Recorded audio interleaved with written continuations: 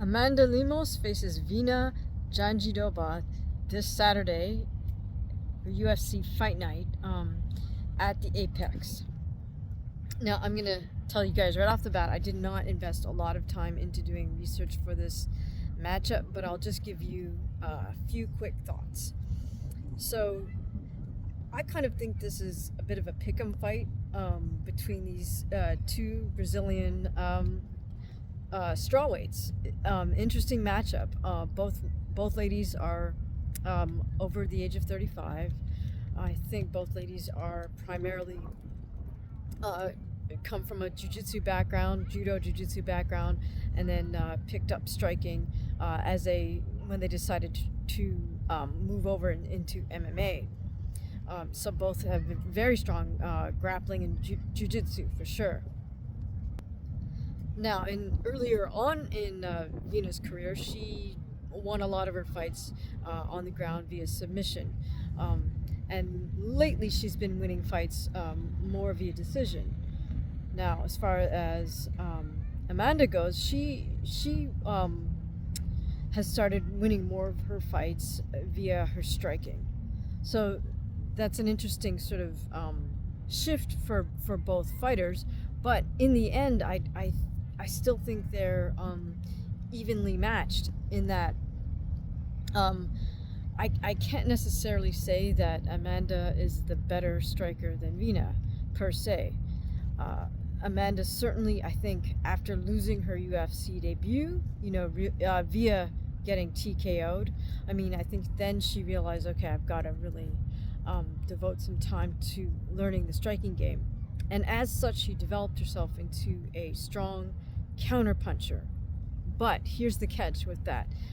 Even though she does have a great counter right hand, she's also kind of stiff in terms of how she holds herself and how she moves in the ring at a distance to try to set up her strikes.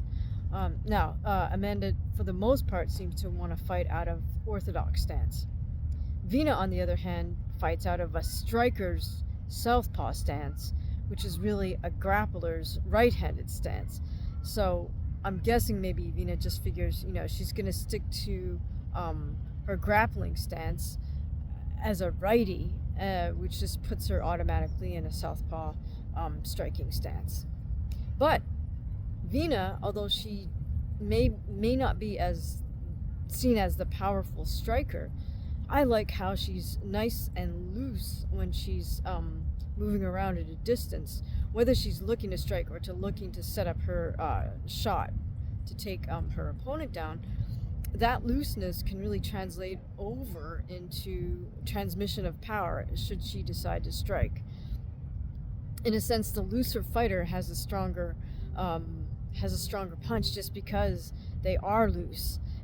It's when you're stiff like that yes, you can throw a hard power punch, but overall you're kind of eating up your own energy, and just by not being as sort of elastic, there's a little bit, you're constraining your own power because there's not quite that same elastic snap as there would be if you were a little bit looser. So, at first take, I suppose we could typecast this as Amanda the striker versus Virna the grappler. But the fact is, Amanda's also a very strong grappler. So, if we're going to stick to this striker versus grappler narrative, then I think Amanda wants to keep most of the action in the open ring. And say not, if she doesn't want to grapple with Virna, then she doesn't want to drive the action towards the cage. And if she does drive Virna back towards the cage and Virna's back is on the cage, then Amanda wants to not get in super close, because that gives Virna the chance to tie up and grapple, get Amanda down onto the ground on her back. Instead, if Amanda's got Virna against the cage and she wants to go for the TKO, she does need to sort of maintain at mid-distance and keep Virna right at the end of her punches.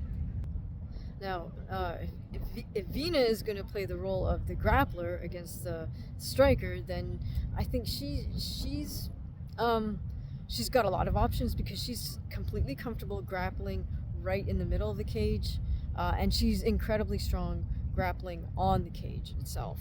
So whether she's standing with her back against the cage, or if she starts in the center of the cage and then the action inches towards the cage, because that's really what if someone's on bottom, their motive is to get to the cage so they can try to use the cage to help them stand back up. But if that's the case, Vina's absolutely comfortable grappling right against the cage like that. In fact, I think that's sometimes where she does a lot of her best work, because she plays off her submissions against each other, and she allows her opponent to think that they're going to escape from one submission or one position, but they go right into, her next submission, where, this might happen 2 or 3 times, but Vina's got an answer. She's very good at setting up her opponents on the ground. Now, both women have 3 losses apiece, but I don't think there's any shame in who they've lost to. For example, Jandiroba has lost to Carla Esparza, Mackenzie Dern, and Amanda Ribas. On the other side, Amanda Lemos has lost to Leslie Smith in her UFC debut, Jessica Andrade, and Zhang Wei Li. So, no shame really in those 3 losses for either woman. I think in this particular matchup, Jandiroba will try to take Lemos down early in the fight, just because I feel she knows she probably doesn't want to stand and trade with Amanda. And Amanda, on the other hand, should probably try to keep it striking for as long as she can.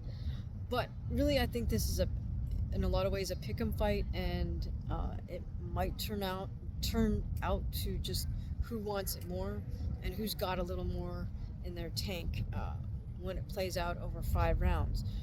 But I could see the fight going to either woman via either decision or via sub, because don't forget, even though Amanda Lemos, we haven't seen a lot of subs from her lately, she, at the beginning of her career, she did get wins via submission. So let me know what you guys think. Who do you think has this fight? Let me know your predictions in the comments below. And if you enjoyed this breakdown, please consider leaving a super thanks over on your right, or you could head over to buymeacoffee.com/hamaguchifight. And if you enjoy the content on this channel and would like to get early access, please consider joining us in the membership side. Thanks again for listening. I look forward to reading your comments.